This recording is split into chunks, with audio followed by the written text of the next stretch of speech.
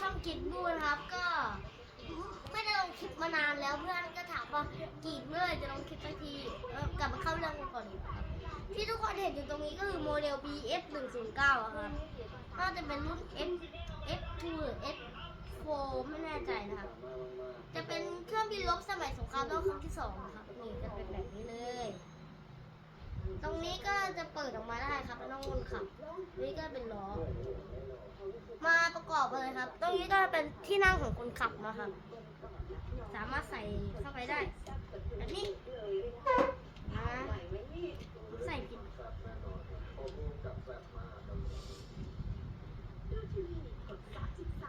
คือตรงนี้มันก็จะใส่ยากหน่อยครับต้องใส่ให้ตรงจุดนั่นแหละพอเปิดออกมาแล้วก็จะเห็นแบบนี้ครับ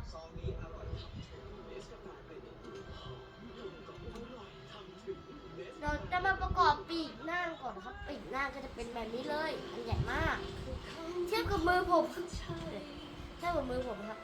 ยาวกว่าเลยต้องมันจะมีเงี้ยงอยู่ครับต้องใส่ตามเงี้ยงใส่แล้วก็เป็นแบบนี้เลยไม่หลุดเลยแบบนี้ถ้าเปิดออกมาตรงนี้ก็เห็นที่นั่งคนขับนะครับนี่ถ้าไม่เห็นนี่ครับอันนี้ก็เป็นถังน้ำมันนะครับถังน้ำมันก็เป็นแบบนี้มาสองชิ้นส่วนให้ติดด้วยกันนะครับอันนี้ทุกคนก็จะสงสัยนะครับกีดทำไมถึงไม่มีกล่องอ่ะอันนี้ซื้อมาจากสัตว์ไตหีบครับขอประกอบเสร็จรูปมาให้แล้วเอามาแยกชิ้นส่วนแบบนี้นะเกิดข้อผิดพลาดในการแยกชิ้นส่วนครับสามารถถอดปีกออกมาได้ผมก็เลยถอดทุกอย่างมาเลยแล้วก็เอามาทำเข็มคุณรู้หรือยังยุ่งเรื่องผู้ใหญ่แล้วเป็นยังไงได้แบบนี้ใช่อันนี้ก็เป็นส่วนปีกหลังนะครับกระดาษแบบนี้เลยเดี๋ยวไม่เห็นนี่ผมไม่ได้ซ้ำคุณนะนี่จะมีสองข้างค่ะแบบนี้เขาเรียกว่ากรอบเหรอก รอบสิ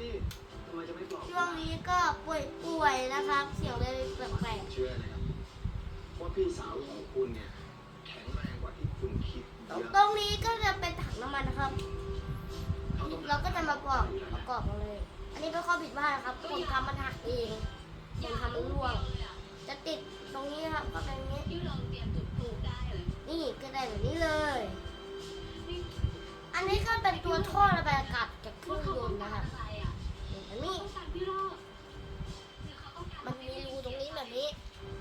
คนอย่างใจเราต้องการแค่อย่างเดียว ใส่เข้าไปในรู เอาตัว แบบนี้เลย แล้วก็ดีครับ เรื่องของคุณเริ่ม ก็จะใส่ใบพัดเข้าไปแบบนี้เลย ผมเข้าใจ ใส่ใบพัดแล้วทำไมแบบนี้มันก็หลุดได้ใช่ไหมครับ แล้วก็จะเป็นที่ครอบใบพัดนะครับ ให้ใส่ใบพัดเข้าไปก่อนแบบนี้ ไม่มี ที่ครอบใบพัดตามแบบนี้ ได้ทั้งลำแล้วครับ มีแค่ผู้หญิง แต่มีส่วนหนึ่งที่ยังไม่เสร็จ ชื่นชม เครื่องบินต้องมีล้อ ให้การสนับสนุน ลืมให้ดูนี่มันล้อครับ ใจเมียตัวเอง นี่ ก็เพราะว่าเขาเป็นคนเดียวที่ยืนอยู่เคียงข้างผมนะ แล้วก็มีอีกลำหนึ่งครับ เป็น BF 109เหมือนกัน แต่จะยังไม่ลงคลิปวันนี้ครับ ใช่ไหมคะ ไม่ใช่สิ จะไม่ได้ลงคลิปนี้ จะมีอีกคลิปหนึ่งรอดูก็ได้เลยสำหรับวันนี้ก็มีแค่นี้นะครับ สวัสดีครับ